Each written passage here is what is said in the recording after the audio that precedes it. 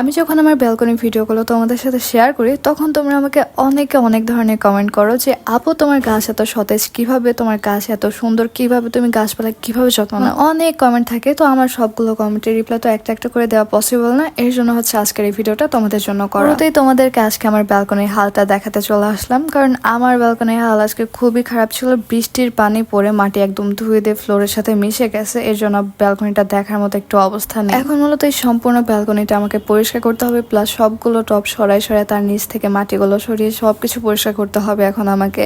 আর তোমাদের ফার্স্টে একটা কথা বলি, সেটা হচ্ছে গাছপালার সৌন্দর্য তখনই বৃদ্ধি পায় যখন গাছপালার জায়গাগুলো পরিষ্কার থাকে। সো তোমরা কিন্তু এটা অবশ্যই খেয়াল রাখবা যে তোমাদের গাছপালার আশেপাশের জায়গাটা কি আতেও পরিষ্কার আছে কিনা। তো বলতে কি আজকে এই ব্যালকনিটা পরিষ্কার করতে এসে আমার কিন্তু খুবই ভয় লাগতেছিল, কারণ এত পরিমাণে নোংরা হয়েছিল। বৃষ্টির পানি এসে আমার পুরো ব্যালকনি একদম নষ্ট করে দিয়ে গেছে, আর পাশাপাশি আমার কিছু গাছ একদম নষ্ট হয়ে গেছে, ওইগুলো মূলত আমাকে উঠাইতে হবে। আমার এদিকে একটা কচু গাছ ছিল, এই কচু গাছটা রুমের মধ্যে অনেক সুন্দর লাগে, এগুলো অনেকটা লতা পাতার মতো বেয়ে উপরে ওঠে, এই জন্য হচ্ছে এই গাছটা আমি ব্যালকনিতে লাগিয়েছিলাম। তো ফার্স্ট টাইম মূলত আমি সেই গাছটা উঠিয়ে নিয়েছিলাম, কারণ গাছটা একদম নষ্ট হয়ে পড়ছে। গাছটার লতা পাতা কিন্তু অনেক দূর দূরান্তে চলে গেছিল, এর জন্য আমার বাদ বাকি টবগুলো টানতে নিয়ে সেই কচু গাছটা আমার তুলতে হচ্ছিল। আমার ব্যালকনিতে কিন্তু তেমন কোনো গাছ নেই, অল্প কয়েকটা গাছ আছে, তার মধ্যে মানি প্লান্ট আছে, রেইন লিলি আছে, পার্পল হার্ট, এমন আরো কয়েকটা ধরনের গাছ আছে। তো আমার মূলত এইগুলা নিয়ে আমার ছোট্ট একটা সংসার। যাই হোক, আমার খুবই ভালো লাগে এই গাছগুলো, এর জন্য হচ্ছে আমি এভাবে করে বললাম যে এটা আমার সংসার। সো এই দিক দিয়ে আমি আমার গাছটা উঠিয়ে নিচ্ছিলাম, পাশাপাশি আমার গাছের জায়গাটাও পরিষ্কার করে নিচ্ছিলাম। আর গাইস, এর মাঝে তোমাদের একটা কথা বলি, সেটা হচ্ছে আমি যে গাছের ভিডিওগুলো তোমাদের সাথে টুকটুক করে শেয়ার করি, এই ভিডিওগুলো কিন্তু আমার ফ্রেন্ড সার্কেল ওরা দেখে ওরা আমার কাছে গাছপালাগুলো চায় যে তোমার তো অনেক আছে, তো তুমি যদি আমাকে দাও তাহলে আমিও লাগাইতে পারবো। সো আমার না এই জিনিসগুলো শুনে খুবই ভালো লাগে যে আমার গাছ লাগানো দেখে ইন্সপায়ার হয়ে আমার ফ্রেন্ডরাও এটা লাগাতে চায়। সো এর থেকে খুশির মেয়ে আর কিছু হয় না।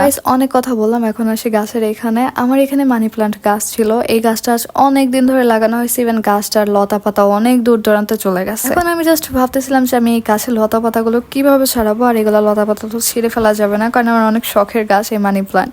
সো আমার এখানে মূলত একটা কাটামোকট গাছের সাথে আমার মানি প্লান্টের ডালগুলো জড়িয়ে পেঁচে ছিল।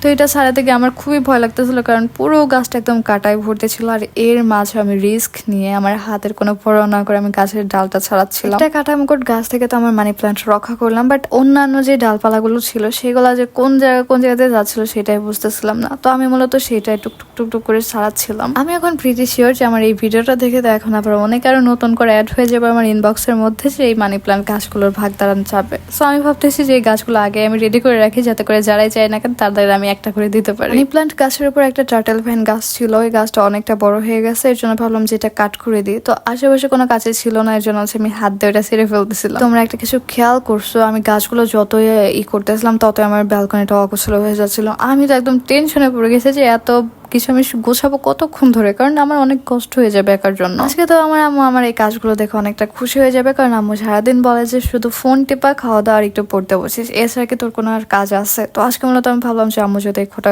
দেয় তাহলে অবশ্যই আমি আমার ব্যালকনিটা পরিষ্কার করে আম্মুকে দেখিয়ে দিব। সো গাইস, আমি যেটা বলেছিলাম সেটা কিন্তু অলরেডি করে ফেলছি, মানে আমার ব্যালকনিটা আমি পরিষ্কার করে ফেলছি। আমি ফার্স্টে অনেকটা টেনশনে ছিলাম, পরে একটু পরিষ্কার করে দেখলাম যে আহামরি কিছু না। এই দিক দিয়ে আমার মানি প্লান্ট গাছটা তোমরা দেখতে পারছো যে কত বড় হয়েছে। আমি এখন এটা কি করবো সেটাই ভাবতেছিলাম। পরে হচ্ছে আমার মাথায় একটা বুদ্ধি কাজ করলো যে এখানে আমি গ্রিলের সাথে যদি জিনিসটা পেঁচাই দিই তাহলে আমার দেয়ালটা দেখতে অনেকটা সুন্দর লাগবে। যেটা বলেছিলাম সেটাই কিন্তু হলো। তো এইদিকে আমার মূলত একটাই কথা বলার, সেটা হচ্ছে গাছগুলোকে সুন্দর রাখতে হলে অবশ্যই গাছগুলো পরিচর্যা করতে হবে, গাছের আগাছাগুলো ছেড়ে দিতে হবে। এইভাবে মূলত এই গাছপালা পরিষ্কার করে রাখা যায়, গাছপালা সতেজ রাখা যায়।